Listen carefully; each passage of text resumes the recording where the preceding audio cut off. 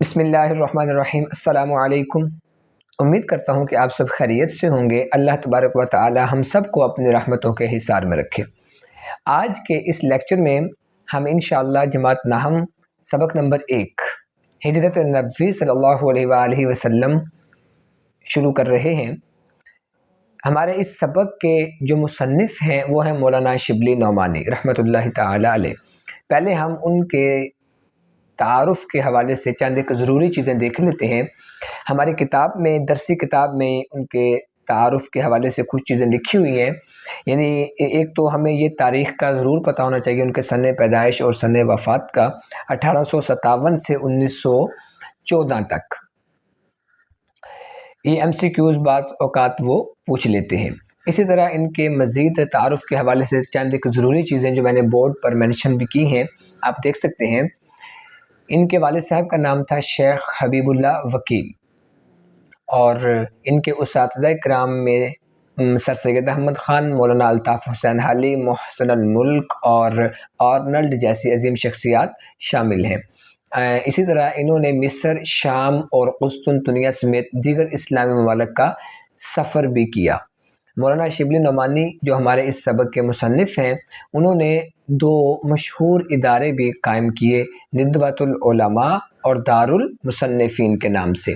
اسی طرح ان کی دیگر تصانیف بھی ہیں، انہوں نے تصانیف لکھی ہیں جن میں مشہور و معروف المامون، الفاروق، الغزالی اور بالخصوص سیرت النبی صلی اللہ علیہ وآلہ وسلم بہت قابل ذکر ہے، بہت مشہور و معروف تصنیف ہے۔ اور سیرت النبی کتاب مولانا شبلی نعمانی نے جو لکھی ہے، اس پر وہ خود بھی فخر کیا کرتے تھے۔ خود لکھتے ہیں کہ عجم کی مدح کی، عباسیوں کی داستان لکھی، مجھے چندے مقیم آستان غیر ہونا تھا، اب لکھ رہا ہوں سیرت پیغمبر خاتم، خدا کا شکر ہے خاتمہ بالخیر ہونا تھا۔ یہ جی چند ایک چیزیں ہماری مصنف کے تعارف کے حوالے سے۔ اب آئیں باقاعدہ سبق کا آغاز کرتے ہیں۔ انشاءاللہ کچھ حصہ سبق کا ہم اس لیکچر میں پڑھیں گے اور کچھ حصہ سبق کا ہم دوسرے لیکچر میں پڑھیں گے۔ ہجرت نبوی صلی اللہ علیہ وآلہ وسلم۔ الفاظ معنی آپ بھی کوشش کریں گے کہ آپ ساتھ ساتھ لکھیں گے، چونکہ لکھنے سے 2-3 فائدے جو ہے وہ حاصل ہو جاتے ہیں، 2-3 فوائد آپ کو مل جاتے ہیں۔ ایک تو لکھنے سے جلدی یاد ہو جاتا ہے، اور دوسرا لکھنے سے آپ کو لکھنا آ جاتا ہے کہ تلفظ کو لکھنا کیسے ہے۔ تو دیکھیے، ہجرت نبوی صلی اللہ علیہ وآلہ وسلم، ہجرت کا معنی ہوتا ہے ایک جگہ کو چھوڑ کر دوسری جگہ جانا۔ اسلامی نقطہ نظر سے ہجرت نبوی صلی اللہ علیہ وآلہ وسلم سے مراد اللہ کی رضا کے لیے ایک جگہ چھوڑ کر دوسری جگہ جانا ہجرت کہلائے گا۔ ہجرت نبوی یعنی آپ صلی اللہ علیہ وآلہ وسلم کی ہجرت۔ دیکھیے جی، اس وقت جب کہ دعوت حق کے جواب میں، دعوت حق یعنی دین کی دعوت کے جواب میں ہر طرف سے تلوار کی جھنکاریں سنائی دے رہی تھی۔ جھنکاریں یعنی آوازیں سنائی دے رہی تھیں۔ حافظ عالم، دنیا کی حفاظت کرنے والا، مراد اللہ تبارک و تعالی نے مسلمانوں کو دار الامان، امن کا گھر یعنی مدینہ المنورہ کی طرف رخ کرنے کا حکم دیا، لیکن خود وجود اقدس، پاکیزہ وجود یعنی آپ صلی اللہ علیہ وآلہ وسلم کی مبارک ذات، جو ان ستم گاروں، ظلم کرنے والوں کا حقیقی ہدف تھا، اصلی نشانہ تھا، اپنے لیے حکم خدا کا منتظر تھا۔ نبوت کا 13واں سال شروع ہوا، اور اکثر صحابہ، عزیز طلباء، صحابی کسے کہتے ہیں؟ جس نے ایمان کی حالت میں آپ صلی اللہ علیہ وآلہ وسلم کے چہرہ کی زیارت کی ہو، آپ صلی اللہ علیہ وآلہ وسلم کے چہرے کی ایمان کی حالت میں زیارت کی ہو اور اس کا خاتمہ بھی ایمان پر ہو، اسے کہیں گے صحابی رضی اللہ تعالی عنہ۔ صحابہ کی بڑی شان ہے جی۔ صحابہ وہ صحابہ جن کی ہر صبح و عید ہوتی تھی، خدا کا قرب حاصل تھا، نبی کی دید ہوتی تھی۔ تو نبوت کا 13واں سال شروع ہوا اور اکثر صحابہ مدینے پہنچ چکے، تو وحی الہی کے مطابق، اللہ تبارک و تعالیٰ کے حکم کے مطابق حضرت صلی اللہ علیہ وآلہ وسلم نے بھی مدینے کا عزم فرمایا، یعنی ارادہ فرمایا۔ قریش نے دیکھا کہ اب مسلمان مدینے میں جا کر طاقت پکڑے جاتے ہیں اور وہاں اسلام پھیلتا جاتا ہے، چنانچہ لوگوں نے مختلف رائیں پیش کی۔ رائے کی جمع رائیں، اور اس کا معنی ہوگا مشورے۔ ایک نے کہا محمد صلی اللہ علیہ وآلہ وسلم کے ہاتھ پاؤں میں زنجیریں ڈال کر مکان میں بند کر دیا جائے، معاذ اللہ۔ دوسرے نے کہا جلا وطن کر دینا کافی ہے، یعنی وطن سے نکال دینا، ملک بدر کر دینا کافی ہے۔ ابو جہل نے کہا، جو کہ جاہلوں کا باپ تھا، اس نے کہا ہر قبیلے سے ایک شخص انتخاب ہو اور پورا مجمع ایک ساتھ مل کر تلواروں سے ان کا خاتمہ کر دے، اس صورت میں ان کا خون تمام قبائل میں بٹ جائے گا۔ یعنی اگر ایک قبیلے کا شخص یہ کام کرے گا تو پھر ایک قبیلے کی ہی پکڑ ہونی ہے، اور اگر تمام قبائل کے چند اشخاص مل کر یہ کام کر دیں تو پھر ان کا جو خون ہے وہ تمام قبائل میں بٹ جائے گا۔ پھر کیا ہوگا؟ اور آل ہاشم، یعنی ہاشم کی اولاد، مراد آپ صلی اللہ علیہ وآلہ وسلم کا گھرانہ، اکیلے تمام قبائل کا مقابلہ نہ کر سکیں گے۔ اس آخری رائے پر، آخری مشورے پر اتفاق ہوا، اور جھٹ پٹے سے آ کر، جھٹ پٹا صبح اور شام کا وہ وقت جس میں تاریکی چھا جائے، آ کر رسول اللہ صلی اللہ علیہ وآلہ وسلم کے آستانہ مبارک کا محاصرہ کر لیا، یعنی گھر مبارک کو گھیر لیا۔ آستانہ مبارک، گھر مبارک، محاصرہ کر لینا، گھیر لینا، گھیر لیا۔ اہل عرب زنانہ مکان، یعنی جہاں خواتین رہتی ہوں، زنانہ مکان جہاں خواتین رہتی ہوں، کے اندر گھسنا معیوب سمجھتے تھے، یعنی برا سمجھتے تھے، اس لیے باہر ٹھہرے رہے کہ حضرت صلی اللہ علیہ وآلہ وسلم نکلے تو یہ فرض ادا کیا جائے۔ دیکھیں عزیز طلباء، لیکچر کو توجہ سے اور غور سے سنیں، ساتھ ساتھ الفاظ معانی بھی لکھیں، اور ساتھ ساتھ جس طرح میں ریڈنگ کر رہا ہوں آپ ریڈنگ کرنے کا طریقہ بھی سیکھتے اور سمجھتے جائیں۔ رسول اللہ صلی اللہ علیہ وآلہ وسلم سے قریش کو اس درجہ عداوت تھی، یعنی دشمنی تھی، تاہم آپ صلی اللہ علیہ وآلہ وسلم کی دیانت پر یہ اعتماد تھا، ایمانداری پر یہ اعتماد تھا کہ جس شخص کو کچھ مال یا اسباب امانت رکھنا ہوتا تھا آپ صلی اللہ علیہ وآلہ وسلم ہی کے پاس لا کر رکھتا تھا۔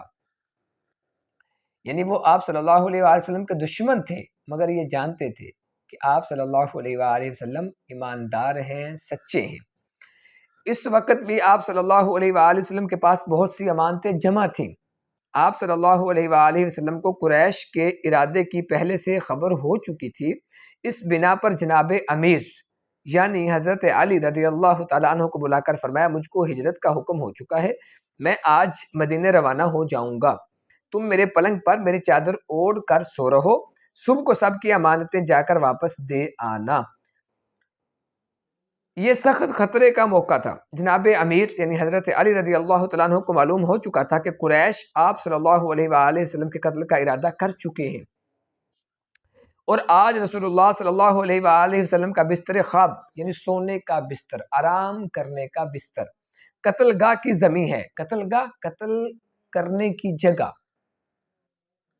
ٹھیک ہے، لیکن فاتح خیبر کے لیے قتل گاہ، قتل کرنے کی جو جگہ ہے، قتل ہونے کی جو جگہ ہے، قتل گاہ ہے، فرش گل تھا، یعنی پھولوں کی سیج تھا۔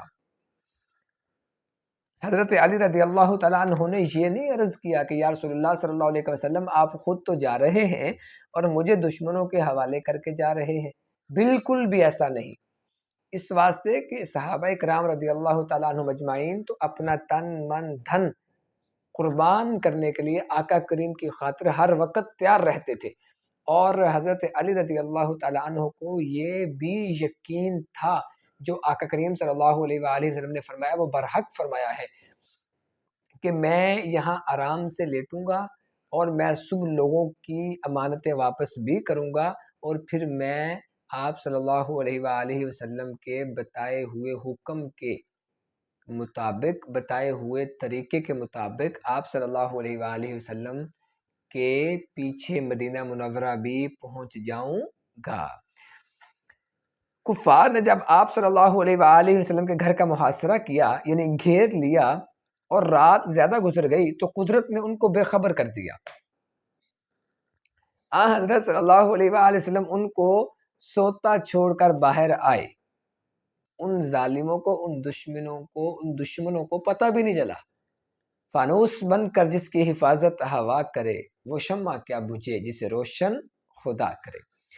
کعبے کو دیکھا اور فرمایا مکہ تو مجھ کو تمام دنیا سے زیادہ عزیز ہے، لیکن تیرے فرزند مجھ کو رہنے نہیں دیتے۔ فرزند کا معنی بیٹا ہوتا ہے، لیکن یہاں ہم اس کا معنی لیں گے کہ اے مکہ تو مجھ کو تمام دنیا سے زیادہ عزیز ہے، لیکن تیرے باشندے، تیرے رہنے والے مجھ کو رہنے نہیں دیتے۔ حضرت ابوبکر رضی اللہ تعالیٰ عنہ سے پہلے قرارداد ہو چکی تھی، پہلے بات چیت ہو چکی تھی۔ دونوں صاحب پہلے جبل سور کے غار میں جا کر پوشیدہ ہوئے۔ یہ مکہ المکرمہ سے 3 میل کے فاصلے پر ایک پہاڑ ہے، اس کا نام ہے جبل سور، جہاں جو بڑی مشہور غار بھی ہے غار سور کے نام سے۔ جا کر پوشیدہ ہوئے یعنی چھپ گئے۔ یہ غار آج بھی موجود ہے اور بوسہ گاہ خلائق ہے، یعنی مخلوق کے چومنے کی جگہ۔ اور مخلوق کے چومنے کی جگہ کیوں نہ ہو جی، اس جگہ کو، اس غار کو ہمارے آقا صلی اللہ علیہ وآلہ وسلم کے ساتھ نسبت ہے، اس لیے وہ مخلوق کے چومنے کی جگہ ہے۔ لوگ عقیدت سے، محبت سے اس کو بوسہ دیتے ہیں۔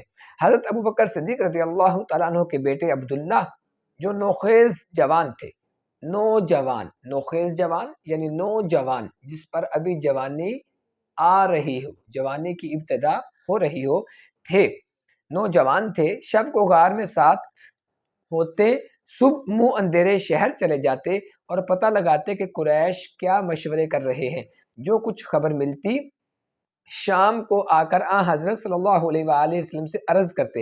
حضرت ابوبکر رضی اللہ تعالیٰ عنہ کا غلام کچھ رات گئے بکریاں چرا کر لاتا اور آپ صلی اللہ علیہ وآلہ وسلم اور حضرت ابوبکر رضی اللہ تعالیٰ عنہ ان کا دودھ پی لیتے۔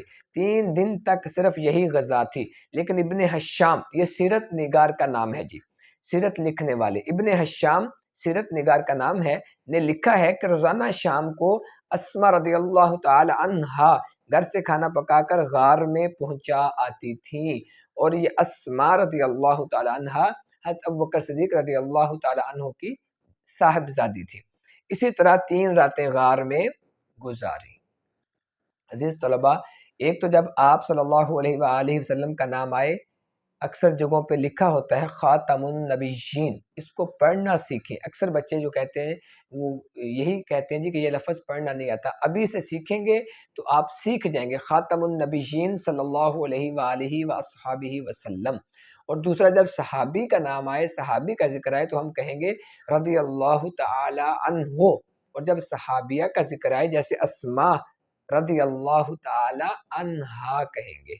تو عزیز طلباء، امید کرتا ہوں کہ انشاءاللہ آپ کو یہ لیکچر پسند آئے گا، انشاءاللہ آپ کے لیے یہ لیکچر مفید ہوگا، آپ اس سے استفادہ کریں، خود بھی سنیں، دوسرے دوست احباب تک، دوسرے اپنے کلاس فیلوز تک بھی اس کو فارورڈ کریں، اور انشاءاللہ اللہ نے چاہا تو اگلے لیکچر میں ہم یہ سبق مکمل کر دیں گے۔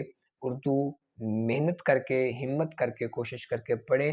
اردو ہماری قومی زبان ہے، اس کو سیکھیں، سمجھیں، اور یہ جو آج کا سبق ہے یہ امتحانی نقطہ نظر کے ساتھ ساتھ ایمانی نقطہ نظر کے لحاظ سے بھی بہت اہم ہے۔ اللہ کرے آپ کے دلوں میں اتر جائے میری بات کرنے کا حسین طور طریقہ سیکھا، بات کرنے کا حسین طور طریقہ سیکھا، ہم نے اردو کے بہانے سلیقہ سیکھا۔